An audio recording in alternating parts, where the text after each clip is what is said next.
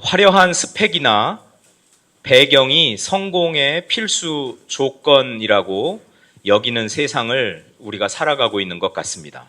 특히 대학생들을 보면 그 스펙 쌓기를 위해서 동분서주하는 그런 모습들을 보게 되지요. 실제로 사회에 나가면 그 써먹을 수도 없는 그 한 줄을 위해서 그렇게 최선을 다해서 애쓰고 모두가 다 막 달려가는 그런 모습들이 너무나 안타깝습니다. 화려한 스펙을 꼭 갖춰야만, 남들보다 더 화려한 배경이, 더 든든한 배경이 있어야만 마치 세상에서 인정받고 성공할 수 있는 것처럼 그렇게 모두가 살아가는 모습, 너무나 안타까운 모습이지요. 혹시 여러분 이런 세상을 살면서 나는 왜 이렇게 부족할까? 나는 스펙도 화려하지 않고 배경도 없고 뭐 내세울 것 하나 없는 나는 왜 이렇게 부족할까? 그렇게 느끼면서 어떤 중요한 일이 나에게 맡겨질 때도 이 일은 내가 적임자가 아닐 거야. 저분이 잘못 생각한 거야. 이건 내가 할 일이 아니야. 그렇게 뒤로 물러서면서 의기소침하고 그렇게 살아가고 있지는 않은지요. 구약 성경에 다윗 왕이 되기 전에 바로 이런 모습으로 살지 않았을까라는 그런 생각을 해봅니다. 스펙이 그렇게 화려하지 않았습니다. 배경이 그렇게 대단한 것도 아니었습니다.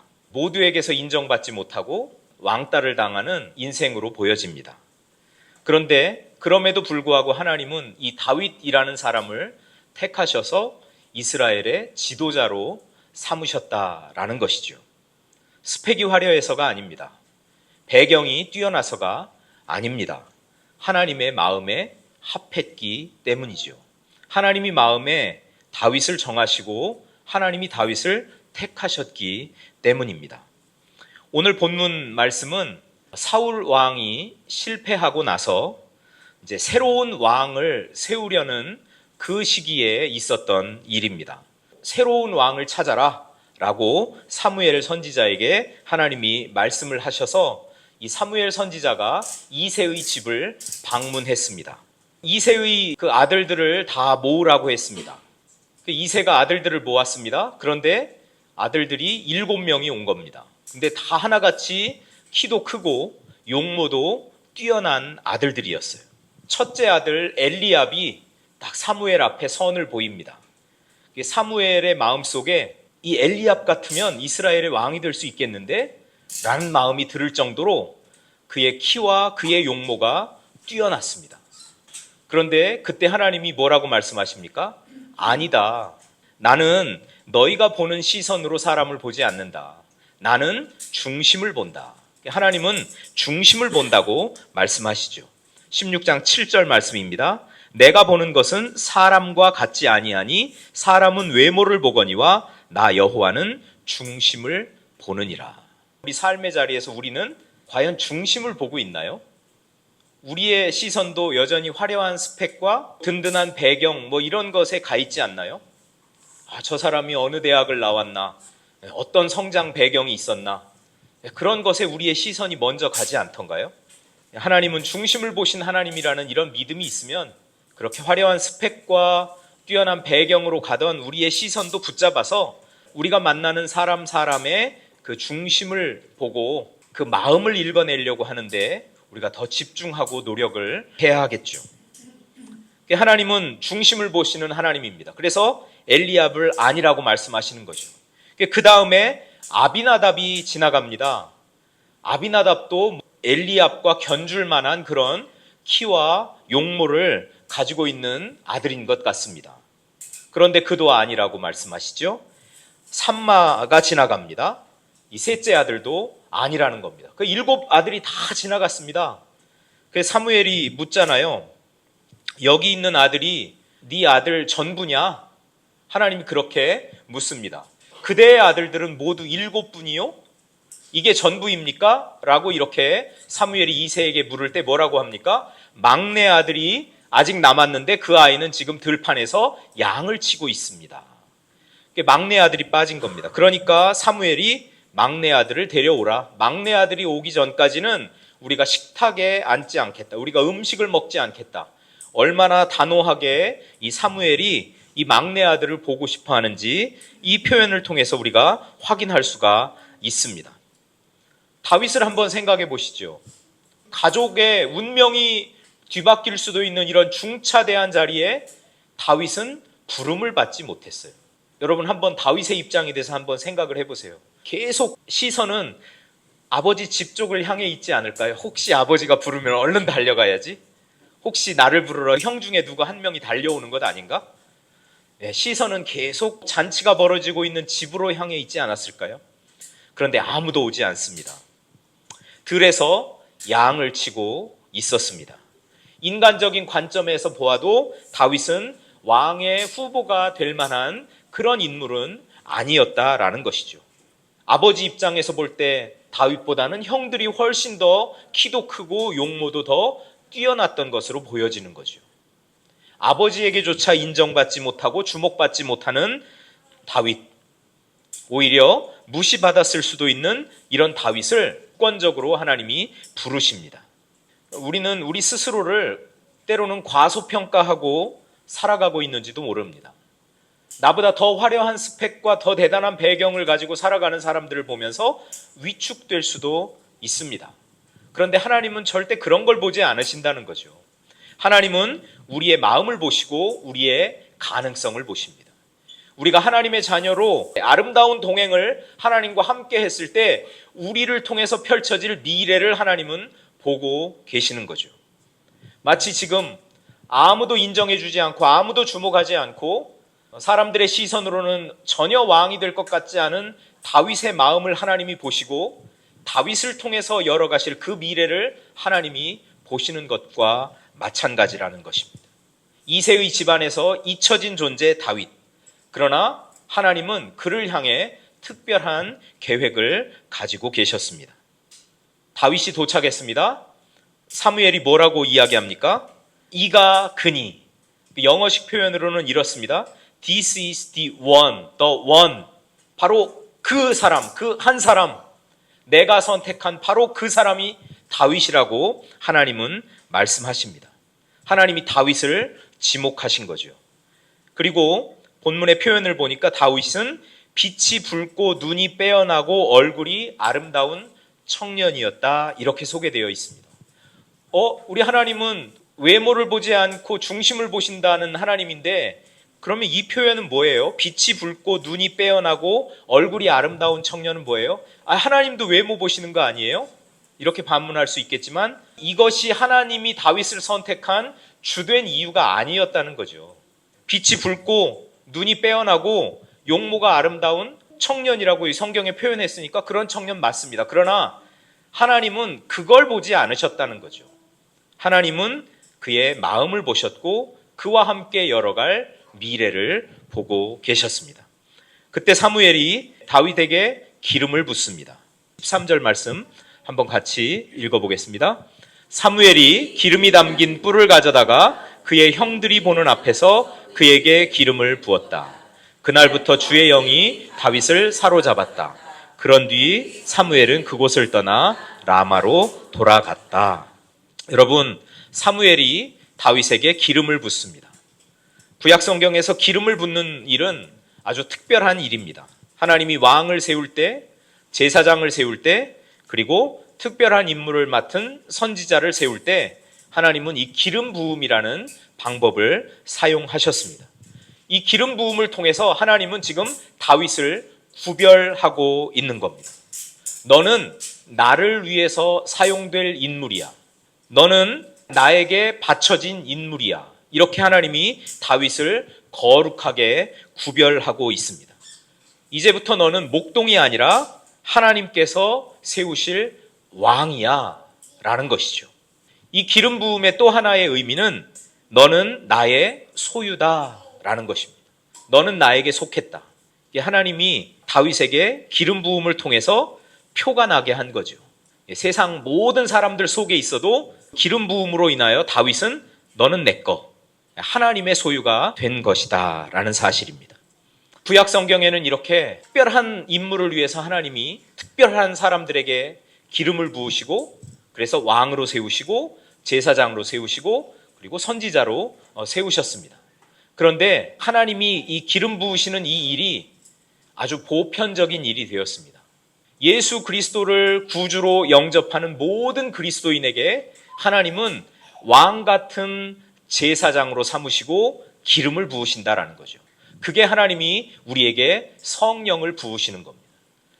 저와 여러분에게 우리가 예수 그리스도를 믿고 이 구원의 반열에, 즉 하나님 나라의 백성으로 살겠다고 다짐하고 선택하고 결단하고 한 그 순간부터 하나님의 영이 우리에게 부어져서 우리는 하나님의 백성으로 살아가게 되는 겁니다.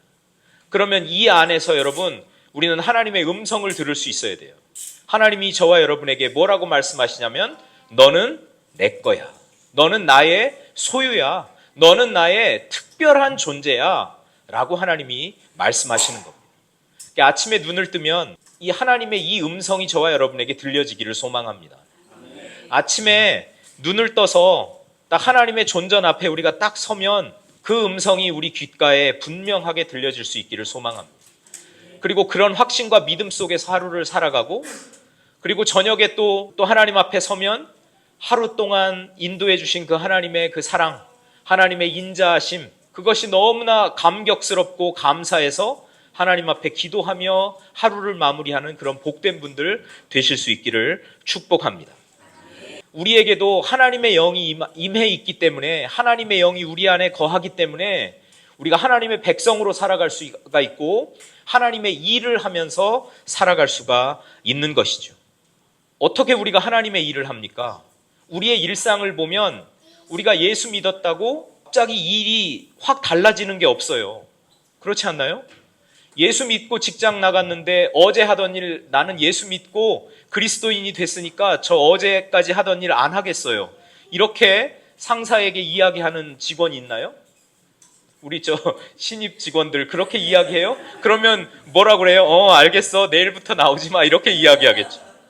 예수 믿고 구원받아서 우리가 세상 속에 사는 일이 달라지는 게 없어요. 그런데 질적으로는 많이 달라져요.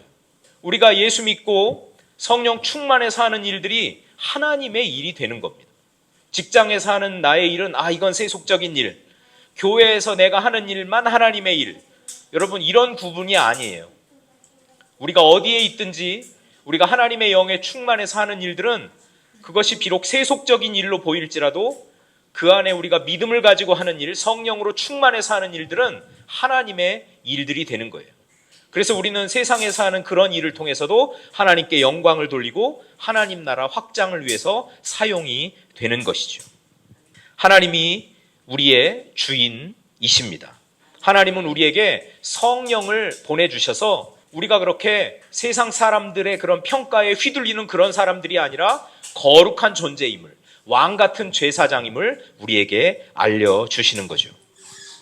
베드로전서 2장 9절 말씀에 보면, 너희는 택하신 족속이요 왕 같은 제사장들이요 거룩한 나라요 그의 소유가 된 백성이니 이는 너희를 어두운 데서 불러내어 그의 기이한 빛에 들어가신 이의 아름다운 덕을 선포하게 하려 하심이라. 여러분, 이 말씀은 과거에 선민 이스라엘에게 주어졌던 말씀이에요. 신의 산에서 하나님과 언약을 맺을 때 하나님이 이스라엘을 향해서 하신 말씀이에요. 그런데 지금 베드로전서 2장 9절 이 말씀은 누구에게 하시는 말씀이에요? 모든 그리스도인들에게 하시는 말씀이에요. 과거 선민 이스라엘이 누렸던 그 특권이 고스란히 저와 여러분들의 것이다 라는 사실이죠. 사무엘이 다윗에게 기름을 부은 이후로, 이날 이후로 다윗이 여호와의 영에 크게 감동되었다라고 성경은 이렇게 기록하고 있습니다. 하나님의 영이 그 기름 부음을 통해서 다윗에게 충만하게 임했다는 것이죠. 여러분, 이렇게 기름 부음 받고 다윗이 바로 왕이 됐나요? 아닙니다. 상당히 많은 세월이 흘렀습니다. 기름 부음 받으면 바로 왕이 되어야 되는 것 아닌가요? 우리 생각대로라면? 왜냐하면 다른 왕을 찾아서 지금 기름을 부은 건데 그렇지 않다는 거죠. 성령이 충만하게 임해서 이 다윗은 그 오랜 시간 이스라엘의 왕으로서 그 사역을 할 준비를 해 나가는 겁니다. 성령이 우리 안에 있다는 것은 우리의 미래를 준비하는 일이 된다. 라는 사실을 우리가 꼭 기억할 필요가 있어요. 아동부 친구들이 지금 성령으로 충만해요. 하나님이 지금 우리 아이들에게 성령으로 충만하게 해주셔서 지금부터 교회 일을 열심히 하게 하려고 성령을 충만하게 하셨다. 이렇게 생각하면 안 되는 거죠. 우리 아이들이 육체적으로도 더 성장하고 지혜도 잘하고 지금 성장 과정에 있는데 이 아이들에게 하나님의 영이 충만하게 임하는 것은 아이들이 나중에 그 미래를 잘 준비하기 위해서 성령으로 충만한 거예요. 성령 충만해서 현재 지금 하는 학업도 충실하게 하고 그리고 자기의 미래를 꿈꿔가면서 하나님 안에서 그 미래를 제가 하나님과 함께 살겠습니다. 이렇게 소망을 가지고 기도하면서 그 길을 걸어가는 거죠. 성령 충만의 의미가 바로 그런 것 아니겠어요? 하나님의 그 강력하고 역동적인 성령의 임재가 오늘 함께 예배하는 우리 모두에게 임하기를 축복합니다. 단순히 성령이 충만하게 임하면 단순한 감정의 변화가 아니라 이것은 하나님의 능력과 하나님의 지혜와 하나님이 주시는 용기를 부여받는 거예요. 그래서 하나님의 백성으로 지혜롭게 살고 하나님의 뜻을 알고 분별하면서 살고 그리고 이 험난한 세상에 나가서 용기 있게 대처하고 여러분 이것이 성령님이 우리 안에 오셔서 하시는 일들이다라는 사실입니다. 어떻습니까? 다윗의 인생을 이제 한번 살펴보시죠. 이 일 후에 블레셋과 싸움을 합니다. 블레셋 그 장수 골리앗이 나와서 하나님을 모독합니다. 야, 너희가 믿는 하나님이 겨우 그 정도밖에 안 돼? 얼마나 치욕스럽습니까? 그런데 그때 양치던 목동 다윗이 나서서 골리앗과 맞서 싸우게 되는 거예요. 이 용기 어디서 생겼을까요? 갑자기 생겼을까요? 목동의 경험을 통해서 막 사자하고도 싸우고 곰하고도 싸웠기 때문에 저 골리앗과 맞서 싸워도 나는 충분히 이길 것 같다. 그 경험이 만들어 놓은 용기일까요? 저는 그렇게 보지 않습니다. 오늘 본문에서 이야기하지 않습니까? 16장 13절에 이날 이후로 다윗이 여호와의 영에게 크게 감동되니라. 하나님의 그 강력하고 역동적인 힘이 능력이 용기가 다윗 안에 싹 들어간 겁니다. 다윗을 머리끝에서부터 발끝까지 다윗을 지배하는 겁니다. 그래서 이 블레셋 골리앗과 맞서 싸우는 이 현장에도 다윗은 하나님이 주신 그 용기를 가지고 그와 맞서 싸우는 거죠. 그 이후에 왕이 되기까지 다윗은 사울 왕을 섬겼습니다. 온갖 핍박을 받으면서도 사울 왕을 섬겼습니다. 사울 왕이 이게 악한 영에 시달릴 때마다 다윗이 들어가서 하프 연주를 해준 거예요. 그럼 그때마다 악한 영이 떠나고 사울에게 평안함이 찾아오고 하는 그런 일들을 했습니다. 이 다윗이 가진 이 연주 실력은 어디서 난 걸까요? 음악을 연주하는데 악한 영이 떠나고요. 음악을 연주하는데 사람들이 치유를 받아요. 여러분, 이 능력은 누가 주시는 걸까요? 하나님이 주시는 능력입니다. 다윗이 사무엘에게 기름 부음을 받고 성령의 충만함을 받았어요. 그리고 하나님은 그때부터 다윗과 함께 그의 미래를 준비해 나가십니다. 그리고 그에게 능력도 주시고 지혜도 주시고 용기도 주십니다. 그리고 다윗은 자기 삶에서 맞닥뜨리는 그런 중차대한 순간순간마다 이 하나님이 주시는 지혜와 용기와 능력을 가지고 그 일을 멋지게 감당하게 되고 나중에 이스라엘의 왕이 되는 것이죠. 여러분, 이것이 성령의 임재입니다. 저와 여러분에게도 이 성령이 임재하는 그 가능성이 활짝 열려 있잖아요. 그리고 이미 우리 안에는 성령님이 내주하고 계시잖아요. 근데 문제가 있어요. 왜 그럴까요? 왜 다윗같이 이렇게 우리가 음악 연주를 하면 치유받는 사람이 나오지 않고 골리앗과 막 맞서 이렇게 싸우지도 못하고 왜 우리는 살아가면서 이렇게 의기소침하고 좌절하고 낙담하고 막 그럴까요? 성령님이 우리 안에 계시는데 성령님이 활성화되어 있지 않기 때문에 그런 거예요.